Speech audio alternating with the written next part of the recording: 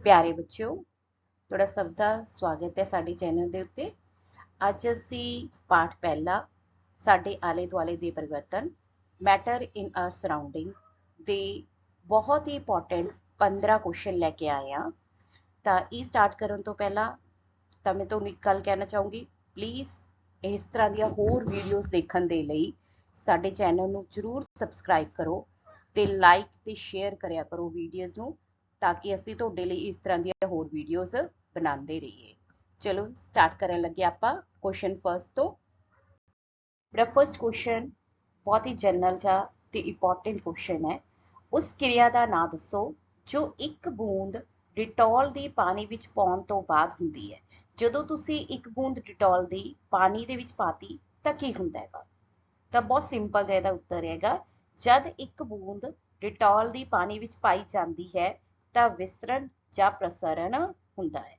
ਠੀਕ ਹੈ, ਤਾਂ ਜਿਹੜੀ ਵਿਸਰਣ ਜਾਂ ਪ੍ਰਸਰਣ ਦੇ ਕਾਰਨ ਤੁਹਾਡੀ ਜਿਹੜੀ ਇੱਕ ਬੂੰਦ ਡਿਟੋਲ ਦੀ ਹੈ ਪੂਰੇ ਦੇ ਪੂਰੇ ਪਾਣੀ ਦੇ ਵਿੱਚ ਤੁਹਾਨੂੰ ਦਿਖ ਜਾਂਦੀ ਹੈ ਕਿ ਸਪਰੈਡ ਹੋ ਜਾਂਦੀ ਹੈ, ਫੈਲ ਜਾਂਦੀ ਹੈਗੀ। ਠੀਕ ਹੈ, ਇੰਗਲਿਸ਼ 'ਚ ਆਪਾਂ ਕੀ ਕਹਾਂਗੇ? ਨੇਮ ਦਾ process which occurs after a drop of Dettol is added to water.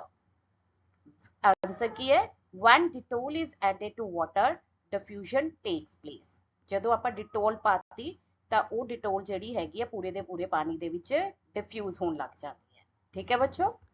बेटा अपना सेकंड क्वेश्चन है कि खिंच के रबर बैंड का आकार बदलिया जा सकता है। जी हाँ, आप कह दें ना कि यह ठोस है। जी हाँ, बाहरी बल लगाउण नाल रबर बैंड का आकार बदलता है ਅਤੇ बल हटा लैण नाल ਇਹ ਦੁਆਰਾ ਆਪਣੇ मूल आकार ਵਿੱਚ आ ਜਾਂਦਾ है।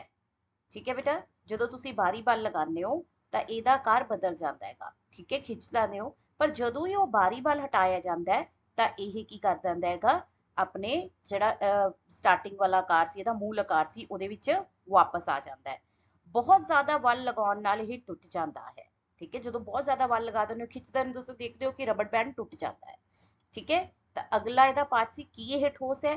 ਬਿਲਕੁਲ ਜੀ ਹਾਂ, ਇਹ ਠੋਸ ਹੈ, ਠੋਸ ਹੀ ਹੈ ਇਹ। ठीक है, तो इंग्लिश च आप कहांगे can a rubber band change its shape on stretching? Is it a solid? Yes, a rubber band changes shape under force and regain the same shape when the force is removed. It breaks on applying excessive force. Yes, it is solid।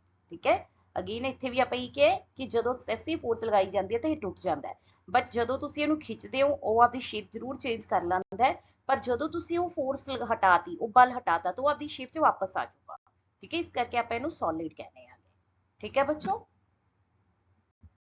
बेटा third अपना question है, खुश्क बर्फ की है, इसनूं ਇਹ क्यों किया जाता है? खुश्क बर्फ, ਮੈਨੂੰ ਬਹੁਤ ਵਧੀਆ ਲੱਗਦਾ ਇਹ क्वेश्चन, क्योंकि ਜਦੋਂ ਤੁਸੀਂ ਦਿਮਾਗ ਲਗਾਉਂਦੇ ਹੋ ਤਾਂ ਇਹ ਜਿਹੇ ਆਨਸਰਸ ਦੇ ਪਾਉਂਦੇ ਹੋਗੇ।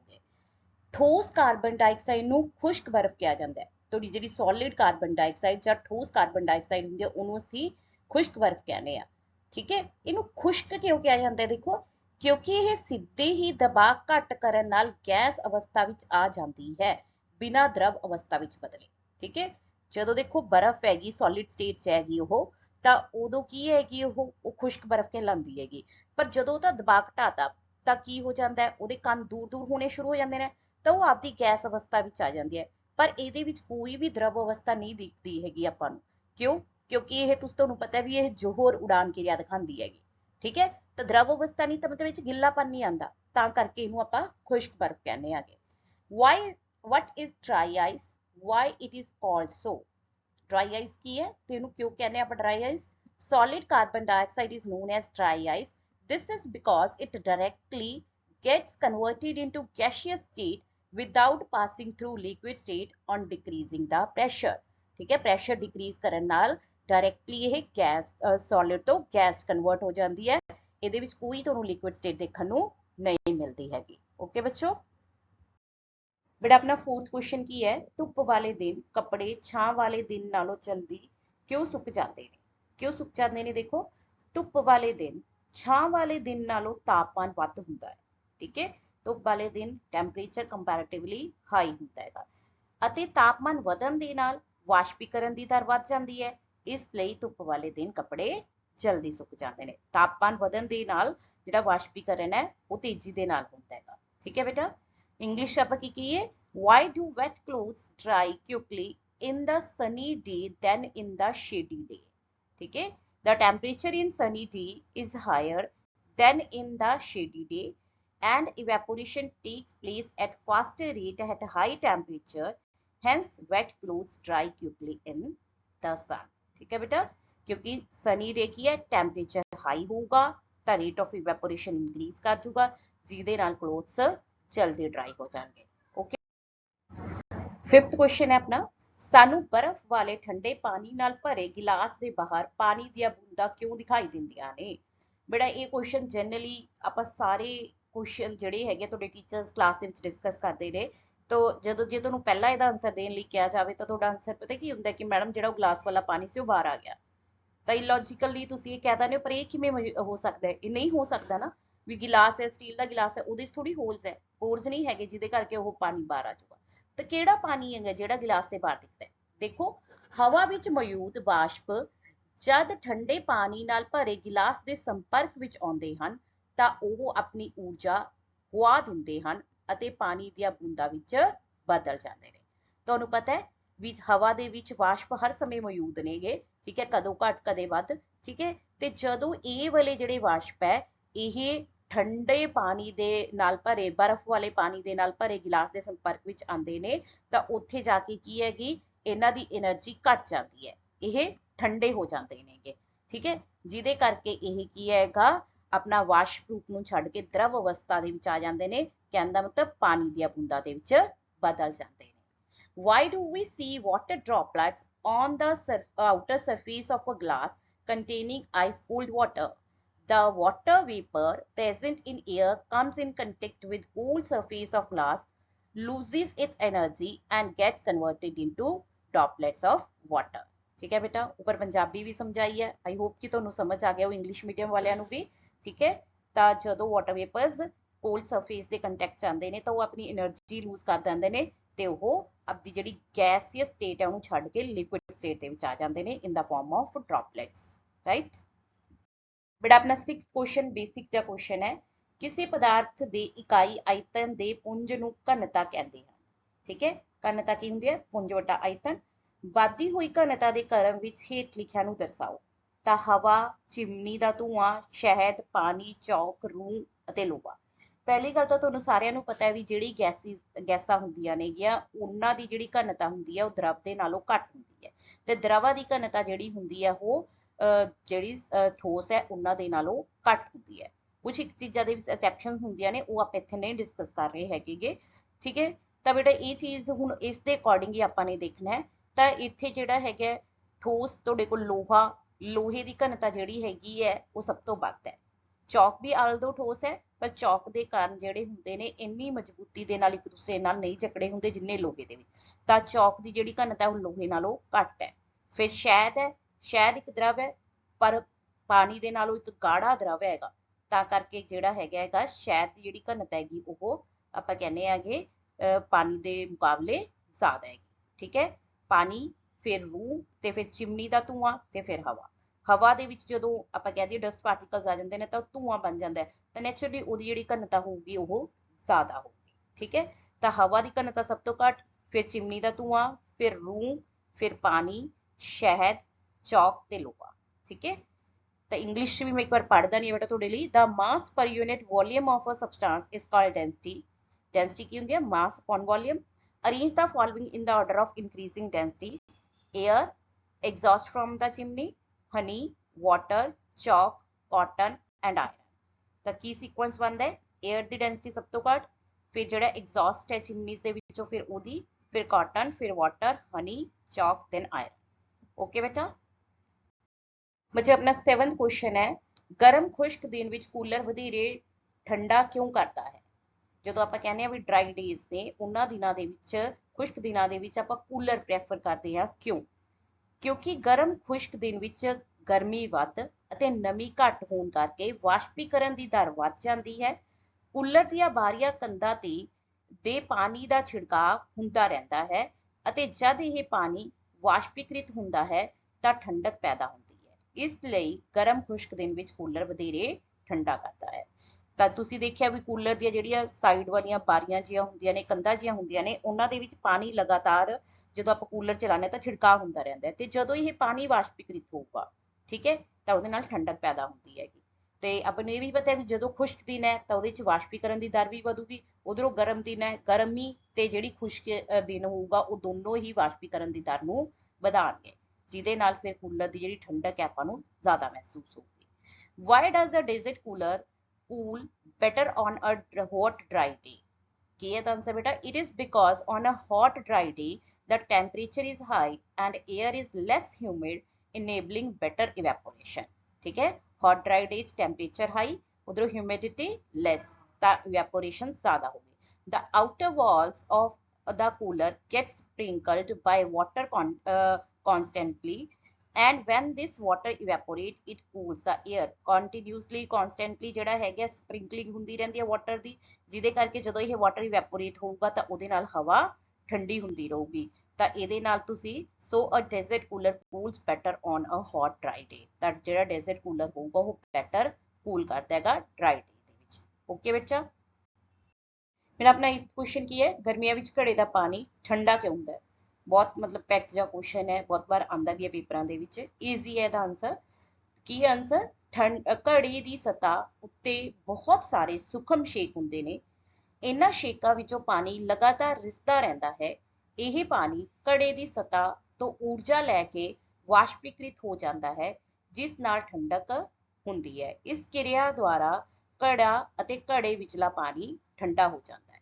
ਠੀਕ ਹੈ ਬੇਟਾ, ਹੁਣ ਦੇਖੋ ਵਾਸ਼ਪੀਕ੍ਰਿਤ ਹੋਣ ਵੇਲੇ ਵੀ ਪਾਣੀ ਨੂੰ ਕੋਈ ਊਰਜਾ ਚਾਹੀਦੀ ਹੈ, ਉਹ ਘੜੇ ਦੀ ਸਤ੍ਹਾ ਤੋਂ ਲੈ ਲੈਂਦਾ ਹੈ, ਜਿਹਦੇ ਨਾਲ ਘੜੇ ਦੀ ਸਤ੍ਹਾ ਠੰਡੀ ਹੋ ਜਾਂਦੀ ਤੇ ਉਹਦੇ ਵਿਚਲਾ ਜਿਹੜਾ ਪਾਣੀ ਹੈ ਉਹ ਵੀ ਕੂਲ ਡਾਊਨ ਹੋ ਜਾਂਦਾ, ਠੰਡਾ ਹੋ ਜਾਂਦਾ ਹੈ। ਹਾਊ, ਇੰਗਲਿਸ਼ ਪੜ੍ਹਾ ਬੇਟਾ, how does the water kept in an earthen pot become cool during summer? Answer ਕੀ ਹੈ, on the surface of earthen pot lot of pores are present, the water oozes out through these pores, the water gets evaporated from the surface of the pot by taking energy from it, therefore causing cooling effect। This makes the pot and the water inside the pot cools by this process। ठीक है, इस process ਦੇ ਨਾਲ ਜਦੋਂ evaporation ਹੋਊਗੀ ਤਾਂ cooling ਹੋ ਜਾਂਦੀ ਹੈ। ਠੀਕ ਹੈ ਬੇਟਾ, ਮਤਲਬ ਜਿਹੜੀ ਜਿੰਨੀ એનર્ਜੀ ਜਿਹੜੀ ਹੈਗੀ ਹੈ ਪਾਣੀ ਲੈ ਕੇ ਇਵੈਪੋਰੇਟ ਹੋਊਗਾ, ਉਨੀ એનર્ਜੀ ਦੇਖੋ ਅਦਨ ਪੋਟ ਦੀ ਜਾਂ ਤੁਹਾਡਾ ਜਿਹੜਾ ਮਟਕਾ ਉਹਦੀ ਘਟ ਗਈ, ਤਾਂ ਇਹਦਾ ਮਤਲਬ ਉਨੀ ਉਹਨੂੰ ਠੰਡਕ ਮਿਲ ਜਾਂਦੀ ਹੈਗੀ ਤੇ ਪਾਣੀ ਉਹ ਠੰਡਾ ਹੁੰਦਾ ਹੈ। ਜਿੰਨੀ ਇਵੈਪੋਰੇਸ਼ਨ ਤੇਜ਼ੀ ਨਾਲ ਹੁੰਦੀ ਰਹੂਗੀ ਤੇ ਉਨਾ ਹੀ ਤੁਹਾਡੇ ਕੋਲ ਕੀ ਹੈ, ਪਾਣੀ ਜ਼ਿਆਦਾ ਠੰਡਾ ਹੋਊਗਾ। ਕਹਿਣ ਦਾ ਮਤਲਬ ਜਿੰਨਾ ਆਪਣੀ ਡਰਾਈਨੈਸ ਬਾਹਰ ਖੁਸ਼ਕੀ ਵੱਧ ਹੈਗੀ ਤੇ ਜਿੰਨਾ ਟੈਂਪਰੇਚਰ ਵੱਧਦਾ ਹੈ ਉਨਾ ਹੀ ਤੁਹਾਨੂੰ ਘੜੇ ਦਾ ਪਾਣੀ ਜ਼ਿਆਦਾ ਵਧੀਆ ਠੰਡਾ ਮਿਲੂਗਾ। ਠੀਕ ਹੈ ਬੱਚੋ, ਬੜਾ ਜਿਹੜਾ ਇਹ ਕੁਐਸਚਨ ਹੈ, ਇਹ ਕੁਐਸਚਨ ਇਸ ਲਈ ਪਾਇਆ ਗਿਆ ਹੈਗਾ 9th ਕੁਐਸਚਨ ਆਪਣਾ, ਕਿ ਤੁਹਾਨੂੰ ਇਹ ਕੁਐਸਚਨ ਆਣਾ ਜ਼ਰੂਰ ਚਾਹੀਦਾ ਹੈ। ਹੇਠ ਲਿਖੇ ਤਾਪਮਾਨਾਂ ਨੂੰ ਸੈਲਸੀਅਸ ਇਕਾਈ ਵਿੱਚ ਬਦਲੋ, ਤਾਂ ਤੁਹਾਨੂੰ 293 ਕੈਲਵਿਨ 470 ਕੈਲਵਿਨ ਦਿੱਤਾ ਹੋਇਆ, ਇਹਨਾਂ ਨੂੰ ਆਪਾਂ ਨੇ ਸੈਲਸੀਅਸ 'ਚ ਬਦਲਣਾ। ਤੇ ਇਹਦੇ ਲਈ ਤੁਹਾਨੂੰ ਇੱਕ ਚੀਜ਼ ਪਤਾ ਹੋਣੀ ਚਾਹੀਦੀ ਹੈ ਕਿ 0 degree Celsius is equal to 273 kelvin. ਠੀਕ ਹੈ, ਮਤਲਬ 0 ਡਿਗਰੀ ਸੈਲਸੀਅਸ 273 ਕੈਲਵਿਨ ਦੇ ਬਰਾਬਰ ਹੈ। ਇਹਦਾ ਮਤਲਬ ਜਿਹੜਾ ਤੁਹਾਡੇ ਕੋਲ ਕੈਲਵਿਨ ਹੈਗਾ, ਜੇ ਤੁਸੀਂ ਕੈਲਵਿਨ ਹੈ, ਕੈਲਵਿਨ ਤੋਂ ਆਪਾਂ ਸੈਲਸੀਅਸ ਦੇ ਵਿੱਚ ਕਨਵਰਟ ਕਰਨਾ ਹੈ, ਤਾਂ ਜਿੰਨੀ ਤੁਹਾਡੇ ਕੋਲ ਕੈਲਵਿਨ ਦੀ ਅਮਾਉਂਟ ਹੋਊਗੀ ਉਹਦੇ ਵਿੱਚੋਂ 273 ਤੁਸੀਂ ਮਾਈਨਸ ਕਰ ਦੇਣਾ। ਤਾਂ 293 ਮਾਈਨਸ 273 ਕੀ ਆ ਗਿਆ, 20 ਡਿਗਰੀ ਸੈਲਸੀਅਸ। ਸਿਮਿਲਰਲੀ ਤੁਹਾਡੇ ਕੋਲ ਜਿਹੜਾ 470 ਹੈ, 470 ਕੈਲਵਿਨ ਹੈ, ਇਹਨੂੰ ਆਪਾਂ ਨੇ ਸੈਲਸੀਅਸ ਕਨਵਰਟ ਕਰਨ ਵਾਸਤੇ 273 ਮਾਈਨਸ ਕਰ ਦਾਂਗੇ, ਤਾਂ ਇਹ ਕੀ ਬਣ ਜਾਊਗਾ 197 ਡਿਗਰੀ ਸੈਲਸੀਅਸ। ਠੀਕ ਹੈ ਬੇਟਾ, ਈਜ਼ੀ ਹੈ ਨਾ, ਤਾਂ ਇਹਨੂੰ ਬਿਲਕੁਲ ਛੋੜਨਾ ਨਹੀਂ ਤੁਸੀਂ ਇਹ ਕੁਐਸਚਨ। ਬੇਟਾ ਨੈਕਸਟ ਕੁਐਸਚਨ ਪਿਛਲੇ ਵਾਰ ਦਾ ਹੀ ਕੁਐਸਚਨ ਆਪਣਾ, ਹੇਠ ਲਿਖੇ ਤਾਪਮਾਨਾਂ ਨੂੰ ਕੈਲਵਿਨ ਇਕਾਈ ਵਿੱਚ ਬਦਲੋ। 25 ਡਿਗਰੀ ਸੈਲਸੀਅਸ ਤੇ 73 ਡਿਗਰੀ ਸੈਲਸੀਅਸ ਨੂੰ ਆਪਾਂ ਨੇ ਕੈਲਵਿਨ 'ਚ ਕਨਵਰਟ ਕਰਨਾ ਹੈ। ਤਾਂ ਅਗੇਨ ਆਪਾਂ ਸਿਮਿਲਰਲੀ ਆਪਾਂ ਉਹੀ ਕਵਾਂਗੇ ਕਿ 273 kelvin is equal to 0 degree Celsius. ਤਾਂ ਹੁਣ ਆਪਾਂ ਨੇ ਸੈਲਸੀਅਸ ਤੋਂ ਅਗਰ ਕੈਲਵਿਨ 'ਚ ਕਨਵਰਟ ਕਰਨਾ ਹੈ ਤਾਂ ਆਪਾਂ ਨੂੰ 273 ਕੀ ਕਰਨਾ ਪਊਗਾ, ਪਲੱਸ ਕਰਨਾ ਪਊਗਾ। 25 ਡਿਗਰੀ ਸੈਲਸੀਅਸ ਦੇ ਵਿੱਚ ਅਗਰ ਆਪਾਂ 273 ਪਲੱਸ ਕਰ ਦਾਂਗੇ, it gets converted into Kelvin. ਠੀਕ ਹੈ, 25 ਪਲੱਸ 273 ਕੀ ਬਣ ਜਾਊਗਾ, 298। ਤੇ ਸਿਮਿਲਰਲੀ ਤੁਹਾਡੇ ਕੋਲ 373 ਹੈ, ਉਹਦੇ ਵਿੱਚ ਆਪਾਂ 273 ਪਲੱਸ ਕੀਤਾ ਤਾਂ ਤੁਹਾਡੇ ਕੋਲ ਕੀ ਬਣ ਗਿਆ, 646। ਠੀਕ ਹੈ ਬੇਟਾ, ਜਦੋਂ ਤੁਸੀਂ ਕੀ ਕਰਨਾ ਹੈ, ਸੈਲਸੀਅਸ ਤੋਂ ਕੈਲਵਿਨ ਬਣਾਉਣਾ ਹੈ ਤਾਂ 273 ਪਲੱਸ ਕਰਨਾ ਹੈ, ਅਗਰ ਕੈਲਵਿਨ ਤੋਂ ਸੈਲਸੀਅਸ ਬਣਾਉਣਾ ਹੈ ਤਾਂ 273 ਮਾਈਨਸ ਕਰਨਾ ਹੈ। ठीक है, ईजी है, याद रखियो इनू। बड़ा एक सिंपल जी थोड़ी टैक्सट बुक का ही क्वेश्चन है, हेठ लिखे ਪ੍ਰੀਖਣਾ ਲਈ ਕਾਰਨ ਦੱਸੋ। ਲਿਖਣੇ ਆ ਤੁਸੀਂ ਕਾਰਨ, ਠੀਕ ਹੈ। ਨੈਪਥਲੀਨ ਨੂੰ ਰੱਖਣ ਤੋਂ ਕੁਝ ਸਮੇਂ ਬਾਅਦ ਇਹ ਕੁਝ ਵੀ ਠੋਸ ਪਦਾਰਥ ਛੱਡੇ ਬਿਨਾ ਅਧਿਕ ਹੋ ਜਾਂਦਾ ਹੈ। ਨੈਪਥਲੀਨ ਦੀਆਂ ਗੋਲੀਆਂ ਆਉਂਦੀਆਂ ਨੇ, ਨੈਪਥਲੀਨ ਬੋਲਸ ਆਉਂਦੀਆਂ ਨੇ, ਜਿਹੜੀਆਂ ਤੁਸੀਂ ਗਰਮ ਕੱਪੜਿਆਂ ਦੇ ਵਿੱਚ ਪਾ ਕੇ ਰੱਖ ਦਿੰਦੇ ਹੋਗੇ, ਠੀਕ ਹੈ। ਜਦੋਂ ਤੁਸੀਂ ਦੇਖਦੇ ਹੋ ਉਹਨੂੰ ਕਦੇ ਦੁਬਾਰਾ ਖੋਲਦੇ ਹੋ, ਤੁਸੀਂ ਦੇਖਦੇ ਹੋ ਵੀ ਉਹਦੇ ਵਿੱਚ ਕੋਈ ਹੋਰ ਤੁਹਾਨੂੰ ਪਦਾਰਥ ਨਹੀਂ ਦਿਖ ਰਿਹਾ ਹੈਗਾ ਤੇ ਉਹ ਸਾਰਾ ਦਾ ਸਾਰਾ ਅਲੋਪ ਹੋ ਗਿਆ। ਤੇ ਇਹਦੇ ਵਿੱਚ ਕੀ ਕਾਰਨ ਹੁੰਦਾ ਹੈ? ਨੈਪਥਲੀਨ ਨੂੰ ਰੱਖਣ ਤੋਂ ਕੁਝ ਸਮੇਂ ਬਾਅਦ ਇਹ ਕੁਝ ਵੀ ਠੋਸ ਪਦਾਰਥ ਛੱਡੇ ਬਿਨਾ ਅਧਿਕ ਹੋ ਜਾਂਦੀ ਹੈ, ਕਿਉਂਕਿ ਇਹ ਜ਼ੋਰ ਉਡਾਣ ਦੁਆਰਾ ਸਿੱਧੇ ਹੀ ਠੋਸ ਤੋਂ ਵਾਸ਼ਪ ਵਿੱਚ ਬਦਲ ਜਾਂਦੇ ਹਨ, ਬਿਨਾਂ ਕਿਸੇ ਦਰਵ ਅਵਸਥਾ ਵਿੱਚ ਆਏ। ਠੀਕ ਹੈ, ਨੈਪਥਲੀਨ ਦੀਆਂ ਜਿਹੜੀਆਂ ਗੋਲੀਆਂ ਨੇ ਜ਼ੋਹਰ ਉਡਾਣ ਦੀ ਕਿਰਿਆ ਦਿਖਾਉਂਦੀਆਂ ਨੇ ਤੇ ਇਹ ਠੋਸ ਤੋਂ ਸਿੱਧੇ ਹੀ ਵਾਸ਼ਪ ਵਿੱਚ ਬਦਲ ਜਾਂਦੇ ਨੇ। ਇਹਨਾਂ ਤੁਹਾਨੂੰ ਕੋਈ ਵੀ ਦਰਵ ਅਵਸਥਾ ਦੇਖਣ ਨੂੰ ਨਹੀਂ ਮਿਲਦੀ ਹੈਗੀ। ਠੀਕ ਹੈ ਬੇਟਾ। ਤੇ ਇੱਕ ਹੋਰ ਆਪਣੇ ਕੋਲ ਸਿਮਿਲਰ ਕੁਐਸਚਨ ਕੀ ਹੈ? ਸਾਨੂੰ ਇਤਰ ਦੀ ਖੁਸ਼ਬੂ ਬਹੁਤ ਦੂਰ ਬੈਠੇ ਹੋਏ ਹੀ ਪਹੁੰਚ ਜਾਂਦੀ ਹੈ। ਇਤਰ ਪਰਫਿਊਮ ਦੀ ਖੁਸ਼ਬੂ ਤੁਹਾਨੂੰ ਬਹੁਤ ਦੂਰ ਤੱਕ ਕਿਉਂ ਮਿਲ ਜਾਂਦੀ ਹੈ? ਸਾਨੂੰ ਇਤਰ ਦੀ ਖੁਸ਼ਬੂ ਬਹੁਤ ਦੂਰ ਬੈਠੇ ਹੋਏ ਹੀ ਪਹੁੰਚ ਜਾਂਦੀ ਹੈ, ਕਿਉਂਕਿ ਇਤਰ ਵਿੱਚ ਕੋਲਕ ਦੇ ਕਣ ਬਹੁਤ ਅਸਥਿਰ ਹੁੰਦੇ ਨੇ ਅਤੇ ਤੇਜ਼ੀ ਨਾਲ ਵਿਸਰਨ ਕਰਦੇ ਨੇ। ਠੀਕ ਹੈ, ਤੁਸੀਂ ਇਤਰ ਜਿਹੜਾ ਪਰਫਿਊਮ ਹੈ ਛਿੜਕਿਆ ਤੇ ਉਹ ਇੰਨੇ ਕੁ ਜ਼ਿਆਦਾ, ਮਤਲਬ ਤੁਸੀਂ ਇਹ ਕਹਿ ਲਓ ਉਹਨਾਂ ਦੇ ਵਿੱਚ ਜਿਹੜੀ ਗਤੀਸ਼ੀਲਤਾ ਹੁੰਦੀ ਹੈ ਇੰਨੀ ਜ਼ਿਆਦਾ ਹੁੰਦੀ ਹੈ, ਕਿਉਂਕਿ ਉਹਦੇ ਕਣ ਬਹੁਤ ਅਸਥਿਰ ਨੇ, ਤਾਂ ਕਰਕੇ ਉਹ ਤੇਜ਼ੀ ਦੇ ਨਾਲ ਵਿਸਰਨ ਕਰਦੇ ਨੇ ਤੇ ਦੂਰ ਬੈਠੇ ਵੀ ਤੁਹਾਡੇ ਤੱਕ ਪਹੁੰਚ ਜਾਂਦੇ ਨੇ। ਬੇੜਾ ਉਹੀ ਇੰਗਲਿਸ਼ ਵਾਲਾ ਕੁਐਸਚਨ ਹੀ ਪੰਜਾਬੀ ਵਾਲਾ ਕੁਐਸਚਨ ਆਪਾਂ ਇੰਗਲਿਸ਼ ਚ ਕਰਨ ਚੱਲੇ ਆ। Give reason for the following observation. Naphthalene balls disappear with time without leaving any solid। ठीक है, सॉलिड छड्डे बिना किवें डिसअपीयर हो जांदियां ने? Naphthalene balls disappear with time without leaving any solid because naphthalene balls sublime and directly changes into vapor state from solid without going through any liquid state। ਤਾਂ ਨੈਪਥਲੀਨ balls ਕੀ ਹੈ? ਸਬਲਾਈਮ ਕਰਦੀਆਂ ਨੇ, ਜਿਹਦੇ ਕਰਕੇ ਉਹ ਡਾਇਰੈਕਟਲੀ ਤੁਹਾਡੇ ਕੋਲ ਕੀ ਹੈਗਾ, ਸੋਲਿਡ ਤੋਂ ਵੇਪਰ ਸਟੇਟ ਦੇ ਵਿੱਚ ਆ ਜਾਂਦੀਆਂ ਨੇ। ਉਹਦੇ ਵਿੱਚ ਕੋਈ ਲਿਕੁਇਡ ਸਟੇਟ ਤੁਹਾਨੂੰ ਦੇਖਣ ਨੂੰ ਨਹੀਂ ਮਿਲਦੀ ਹੈਗੀ। Second part, we can get the smell of perfume while sitting several meters away। ठीक है, क्यों ਆਪਾਂ ਨੂੰ ਜਿਹੜੀ perfume ਦੀ smell ਆ ਜਾਂਦੀ ਹੈ? We get the smell of perfume sitting several meters away because perfume contain volatile solvent and diffuse faster। ਤਾਂ ਜਿਹੜੇ perfume ਦੇ ਵਿੱਚ ਪਾਰਟੀਕਲਸ ਨੇ ਉਹ ਹਾਈਲੀ ਵੋਲੇਟਾਈਲ ਹੁੰਦੇ ਨੇ, ਜਿਹਦੇ ਕਰਕੇ ਉਹ ਬਹੁਤ ਤੇਜ਼ੀ ਦੇ ਨਾਲ ਡਿਫਿਊਜ਼ ਹੋ ਕੇ ਤੁਹਾਡੇ ਤੱਕ ਪਹੁੰਚ ਜਾਂਦੇ ਨੇ। ਓਕੇ ਬੱਚੋ। ਬੇਟਾ ਨੈਕਸਟ ਆਪਣਾ ਕੁਐਸਚਨ ਹੈਗਾ 12th ਕੁਐਸਚਨ। ਉਬਲਦੇ ਹੋਏ ਪਾਣੀ ਜਾਂ ਭਾਪ ਵਿੱਚੋਂ ਜਲਨ ਦੀ ਤੀਵਰਤਾ ਕਿਸ ਵਿੱਚ ਵਧੇਰੇ ਮਹਿਸੂਸ ਹੁੰਦੀ ਹੈ? ਠੀਕ ਹੈ, ਤਾਂ ਆਪਾਂ ਇਹ ਦੱਸਣਾ ਵੀ ਕਿਹਦੇ ਵਿੱਚ ਤੁਹਾਨੂੰ ਜਲਨ ਦੀ ਤੀਵਰਤਾ ਜ਼ਿਆਦਾ ਮਹਿਸੂਸ ਹੁੰਦੀ ਹੈ। ਭਾਪ ਵਿੱਚ 100 ਡਿਗਰੀ ਸੈਲਸੀਅਸ ਤੇ ਜਲਨ ਦੀ ਤੀਵਰਤਾ ਵਧੇਰੇ ਮਹਿਸੂਸ ਹੁੰਦੀ ਹੈ, ਕਿਉਂਕਿ ਭਾਪ ਵਿੱਚ ਵਾਧੂ ਤਾਪ ਛੁਪਿਆ ਹੁੰਦਾ ਹੈ, ਜਿਸ ਨੂੰ ਗੁਪਤ ਤਾਪ ਕਹਿੰਦੇ ਹਨ, ਜਦਕਿ ਉਬਲਦੇ ਪਾਣੀ ਵਿੱਚ ਇਹ ਛੁਪਿਆ ਹੋਇਆ ਤਾਪ ਨਹੀਂ ਹੁੰਦਾ। ਠੀਕ ਹੈ, ਤਾਂ ਜੇ ਤੁਹਾਡੇ ਕੋਲ 100 ਡਿਗਰੀ ਤੇ ਹੀ ਉਬਲਦਾ ਹੋਇਆ ਪਾਣੀ ਹੈ ਤੇ 100 ਡਿਗਰੀ ਤੇ ਹੀ ਭਾਪ ਹੈ, ਤਾਂ ਤੁਹਾਨੂੰ ਦੱਸਿਆ ਹੋਇਆ ਵੀ ਜਿਹੜਾ ਗੁਪਤ ਤਾਪ ਹੈ ਉਹ ਕਿਸੇ ਵੀ ਪਦਾਰਥ ਦੀ ਅਵਸਥਾ ਪਰਿਵਰਤਨ ਦੇ ਲਈ ਜਿਹੜਾ ਦਿੱਤਾ ਜਾਣ ਵਾਲਾ ਤਾਪ ਹੁੰਦਾ ਹੈ ਉਹ ਐਕਸਟਰਾ ਤਾਪ ਹੁੰਦਾ ਹੈਗਾ। ਠੀਕ ਹੈ, ਤਾਂ ਇਹਦਾ ਮਤਲਬ ਭਾਪ ਦੇ ਵਿੱਚ ਜਿਹੜਾ ਉਹ ਗੁਪਤ ਤਾਪ ਹੈ ਉਨਾ ਜ਼ਿਆਦਾ ਹੋਊਗਾ। ਠੀਕ ਹੈ, ਇਸ ਕਰਕੇ ਜਿਹੜਾ ਹੋਊਗੀ ਭਾਪ ਦੀ ਜਲਨ ਦੀ ਤੀਵਰਤਾ ਪਾਣੀ ਉਬਲਦੇ ਹੋਏ ਪਾਣੀ ਦੇ ਮੁਕਾਬਲੇ ਜ਼ਿਆਦਾ ਹੋਊਗੀ। ਠੀਕ ਹੈ ਬੱਚੋ। What English की है? What produces more severe burns, boiling water or steam? Steam at 100 degrees Celsius will produce more severe burns as extra heat is hidden in it called latent heat। The latent heat the form ਦੇ ਵਿੱਚ steam ਦੇ ਵਿੱਚ extra heat ਹੁੰਦੀ ਹੈ, whereas the boiling water does not have the hidden heat। The boiling water ਦੇ ਵਿੱਚ ਇਸ ਤਰ੍ਹਾਂ ਦੀ latent heat ਨਹੀਂ ਹੁੰਦੀ ਹੈਗੀ। ਬੇਟਾ ਆਪਣੇ ਸੁਪਰ 15 ਕੁਐਸਚਨਸ ਦਾ 13th ਕੁਐਸਚਨ ਹੈਗਾ ਵਾਯੂਮੰਡਲੀ ਗੈਸਾਂ ਨੂੰ ਦਰਵ ਵਿੱਚ ਪਰਿਵਰਤਿਤ ਕਰਨ ਦੇ ਲਈ ਕੋਈ ਵਿਧੀ ਦੱਸੋ। ਤੁਹਾਡੇ ਕੋਲ ਗੈਸਾਂ ਨੇ, ਉਹਨੂੰ ਕਿਵੇਂ ਦਰਵ ਦੇ ਵਿੱਚ ਪਰਿਵਰਤਿਤ ਕਰ ਸਕਦੇ ਹੋ। ਵਾਯੂਮੰਡਲੀ ਗੈਸਾਂ ਨੂੰ ਦਬਾਅ ਵਧਾ ਕੇ ਜਾਂ ਤਾਪਮਾਨ ਘਟਾ ਕੇ ਦਰਵ ਵਿੱਚ ਪਰਿਵਰਤਿਤ ਕੀਤਾ ਜਾ ਸਕਦਾ ਹੈ।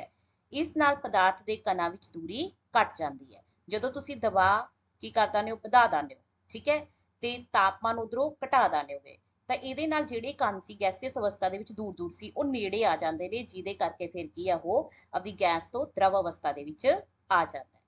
ਤਾਂ ਨੈਕਸਟ ਕੁਐਸਚਨ ਇੰਗਲਿਸ਼ ਚ ਬੇਟਾ ਕੀ ਹੈ? Suggest a method to liquefy atmospheric gases. ਠੀਕ ਹੈ, ਤਾਂ ਐਟਮੋਸਫੇਰਿਕ ਗੈਸਿਸ ਨੂੰ ਆਪਾਂ ਕਿਵੇਂ ਲਿਕੁਇਫਾਈ ਕਰ ਸਕਦੇ ਹਾਂ? It can be done by either increasing the pressure or decreasing the temperature it leads to the reduction of spaces between the molecules of matter। ठीक है, ਪ੍ਰੈਸ਼ਰ ਇਨਕਰੀਜ਼ ਕਰਨ ਦੇ ਨਾਲ ਤੇ ਟੈਂਪਰੇਚਰ ਡਿਕਰੀਜ਼ ਕਰਨ ਦੇ ਨਾਲ ਮੋਲੀਕਿਊਲਸ ਜਿਹੜੇ ਹੁੰਦੇ ਨੇ ਨੇੜੇ ਨੇੜੇ ਆ ਜਾਂਦੇ ਨੇ, ਜਿਹਦੇ ਕਰਕੇ ਗੈਸ ਜਿਹੜੀ ਹੈਗੀ ਹੈ ਲਿਕੁਇਡ ਦੇ ਵਿੱਚ ਚੇਂਜ ਹੋ ਜਾਂਦੀ ਹੈ। ਓਕੇ ਬੱਚੋ, बेटा ਜਿਹੜਾ 14 क्वेश्चन है बहुत सिंपल ਜਿਹਾ क्वेश्चन है। ਪਦਾਰਥ ਦੇ ਕਣਾਂ ਦੀਆਂ ਕੀ ਵਿਸ਼ੇਸ਼ਤਾਵਾਂ ਹੁੰਦੀਆਂ ਹਨ? ਠੀਕ ਹੈ, ਪਦਾਰਥ ਦੇ ਕਣਾਂ ਦੀਆਂ ਵਿਸ਼ੇਸ਼ਤਾਵਾਂ ਤੁਹਾਨੂੰ ਹੇਠ ਲਿਖੀਆਂ ਹਨ। ਪਦਾਰਥ ਦੇ ਕਣਾਂ ਵਿੱਚ ਖਾਲੀ ਥਾਵਾਂ ਹੁੰਦੀਆਂ ਨੇ, ਚਾਹੇ ਉਸ ਤਰ੍ਹਾਂ ਦਾ ਵੀ ਪਦਾਰਥ ਹੈ, ਚਾਹੇ ਸੋਲਿਡ ਹੈ, ਲਿਕੁਇਡ ਹੈ, ਚਾਹੇ ਗੈਸ ਹੈ, ਠੋਸ, ਦਰਵ ਜਾਂ ਗੈਸ ਹੈ, ਸਭ ਦੇ ਵਿੱਚ ਖਾਲੀ ਥਾਵਾਂ ਹੁੰਦੀਆਂ ਨੇ, ਕਿਸੇ ਵਿੱਚ ਘੱਟ ਕਿਸੇ ਵਿੱਚ ਵੱਧ। ਠੀਕ ਹੈ, ਪਦਾਰਥ ਦੇ ਕਣ ਨਿਯੰਤਰਣ ਗਤੀਸ਼ੀਲ ਹੁੰਦੇ ਨੇ। ਤੀਸਰਾ ਪੁਆਇੰਟ, ਪਦਾਰਥ ਦੇ ਕਣ ਇੱਕ ਦੂਜੇ ਨੂੰ ਆਕਰਸ਼ਿਤ ਕਰਦੇ ਨੇ। ਚੌਥਾ, ਸਾਰੇ ਪਦਾਰਥ ਛੋਟੇ ਛੋਟੇ ਕਣਾਂ ਤੋਂ ਦੇ ਬਣੇ ਹੁੰਦੇ ਨੇ। ਠੀਕ ਹੈ, ਜਿਹੜਾ ਬਹੁਤ ਵੱਡਾ ਪਦਾਰਥ ਦਿਖਦਾ ਹੈ ਉਹ ਅੱਗੇ ਕੀ ਹੈ, ਛੋਟੇ ਛੋਟੇ ਕਣਾਂ ਤੋਂ ਮਿਲ ਕੇ ਬਣਿਆ ਹੋਇਆ ਹੈਗਾ। ਠੀਕ ਹੈ ਬੱਚੋ, बेटा इंग्लिश थोड़े लिए एक बार पढ़ने लगी है। What are the characteristics of the particles of matter? The characteristics of particles of matter are as follows. Presence of intermolecular species between particles. The particles ਦੇ ਵਿੱਚ इंटरमोलिकुलर स्पीसीज प्रेजेंट ਹੁੰਦੀਆਂ ਨੇ। Particles are in constant motion, constant motion ਦੇ ਵਿੱਚ ਹੁੰਦੇ ਨੇ। they attract each other, particles ਇੱਕ ਦੂਸਰੇ ਨੂੰ ਅਟਰੈਕਟ ਕਰਦੇ ਨੇ। all matter is composed of very small particle, सारी ਜਿਹੜੀ मैटर है स्मॉल पार्टिकल ਦੀ बनी ਹੁੰਦੀ है। ओके बच्चों, बेटा अगला क्वेश्चन बहुत सिंपल है पर ਇਹਨੂੰ ਧਿਆਨ ਨਾਲ ਸਮਝਣਾ ਤੇ ਲਿਖਣਾ ਸਿੱਖਣਾ ਹੈ। ਪਦਾਰਥ ਦੀਆਂ ਵੱਖ-ਵੱਖ ਅਵਸਥਾਵਾਂ ਦੇ ਗੁਣਾਂ ਵਿੱਚ ਹੋਣ ਵਾਲੇ ਅੰਤਰ ਨੂੰ ਸਾਰਣੀਬੱਧ ਕਰਨਾ ਆਪਾਂ ਨੇ। ਪਦਾਰਥ ਦੀਆਂ ਜਿਹੜੀਆਂ ਤਿੰਨ ਮੁੱਖ ਅਵਸਥਾਵਾਂ ਨੇ ਆਪਣੇ ਕੋਲ, ਉਹਨਾਂ ਦੇ ਹੇਠ ਲਿਖੇ ਗੁਣ ਨੇ। ਤਾਂ ਪਹਿਲੀ ਤਿੰਨ ਅਵਸਥਾਵਾਂ ਕਿਹੜੀਆਂ ਨੇ? ਠੋਸ, द्रव ਤੇ ਗੈਸ। ਠੀਕ ਹੈ, ਤਾਂ ਪਹਿਲਾ ਜਿਹੜਾ ਮੈਂ ਗੁਣ ਡਿਸਕਸ ਕਰਨ ਲੱਗੀ ਆ, ਆਕਾਰ। ठोस का आकार निश्चित होंगे, द्रव का अनिश्चित होंगे ते गैस का भी अनिश्चित होंगे। द्रव जिमें कि पानी है, पानी नूं गिलास च पाता गिलास का आकार ले लेंदे आ, कोली च पाता कोली का आकार ले लेंदे ने। दूसरी चीज आयतन, आयतन ठोस ते द्रव दोनों का निश्चित है, सिर्फ गैस का अनिश्चित है। ठीक है, तो क्यों? क्योंकि जो द्रव है उन्हें उन्नी ही जगह घेरनी है, उन्ना ही स्पेस लैनी है जिन्ना उहदी है, जिन्ना उहदा आयतन हैगा। ठीक है बेटा, आए नहीं है तो वड्डे भांडे च पाता तो वो ज्यादा जगह घेरूगा। राइट, अंतर अणु आकर्षण की गल करिए तो ठोस के कणां दे विच आकर्षण बल सब तो वध हुंदा है, द्रव दे विच ठोस नालों घट हुंदा है पर गैसां नालों वध हुंदा है, ते गैस के अणुआं दे विच आकर्षण बल सब तो घट हुंदा है। अंतर अणु दूरी, अणुआं दे विच जिहड़ी दूरी है, ठोस के जिहड़े कण हुंदे ने उहनां दे विच दूरी बहुत घट हुंदी है। द्रवां दे विच ठोस नालों वध हुंदी है पर गैसां दे नालों घट हुंदी है। तो गैसां दे जिहड़े अणु है उन्हां दे विच दूरी सब तो वध हुंदी है। जिहड़ा बेटा नेक्स्ट गुण आंदा है निग्गरता जां तरलता। ठोस निग्गर हुंदे ने पर जिहड़े द्रव ते गैस हुंदे ने इह की हुंदे ने, तरल हुंदे ने। ठीक है बेटा, नपीड़न, ठोसां दे विच ना मात्र देखण नूं मिलदा है, द्रव ते गैस दोनों नपीड़न योग हुंदे ने। द्रवां दा नपीड़न जिहड़ा हुंदा है गैसां दे मुकाबले घट हुंदा है, गैसां दे विच बहुत ज़्यादा नपीड़न तुहानूं देखण नूं मिलदा है। गतिज ऊर्जा की गल करिए तो जिहड़े ठोस हुंदे ने इन्हां दे कणां दे विच गतिज ऊर्जा बहुत घट हुंदी है, द्रवां दे विच ठोसां दे मुकाबले वध हुंदी है ते गैसां दे विच सब तो वध हुंदी हैगी। ठीक है बेटा, बेटा मैं तुहानूं समझा चुकी है पर फिर भी इंग्लिश दोबारा पढ़न लगी आ। Tabulate the differences in the characteristics of matter. तो मैटर दी जिहड़ियां हुंदियां ने 3 स्टेट्स हुंदियां नेगियां, सॉलिड, लिक्विड एंड गैसेस। तो सब तो पहला आपां शेप की गल करते हैं। शेप जिहड़ी हुंदी है सॉलिड्स की फिक्स हुंदी है, लिक्विड्स की कोई फिक्स शेप नहीं हुंदी, गैसेस की भी कोई फिक्स शेप नहीं हुंदी। वॉल्यूम की गल करिए, सॉलिड ते लिक्विड का फिक्स वॉल्यूम हुंदा पर गैसेस का फिक्स वॉल्यूम नहीं हुंदा। इंटरमोलिकुलर फोर्सिस, सॉलिड्स के जिहड़े पार्टिकल है उन्हां दे विच पार्टिकल्स दे विच फोर्सिस मैक्सिमम हुंदियां ने, लिक्विड दे विच सॉलिड्स नालों घट हुंदियां ने ते गैसेस दे पार्टिकल दे विच ਜਿਹੜੇ फोर्सिस है वो बहुत घट होंदियां ने, जिहदे करके वो फ्रीली मूव करते हैं।